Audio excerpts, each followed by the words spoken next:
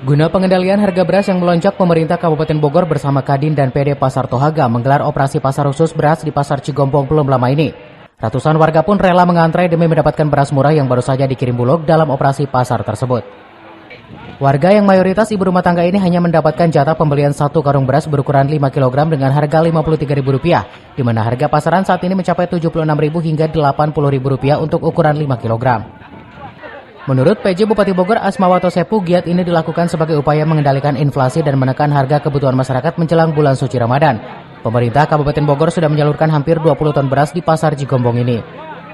Melaksanakan operasi pasar khususnya beras karena dalam rangka pengendalian harga ya di pasar, terutama di tingkat masyarakat, maka pemerintah dengan bekerja sama berbagai pihak perlu melaksanakan kegiatan semacam ini untuk pertama memberikan kesempatan kepada warga masyarakat yang memang memiliki penghasilan menengah ke bawah, kemudian bisa mendapatkan akses untuk membeli beras, karena di pasaran untuk harga beras 5 kg itu dijual kurang lebih di angka 76 sampai 80 ribu, tetapi kemudian dengan operasi pasar atas dukungan Bulog, Kadin, dan PD Pasar kemudian bisa dijual di tingkat masyarakat kurang lebih 53 ribu.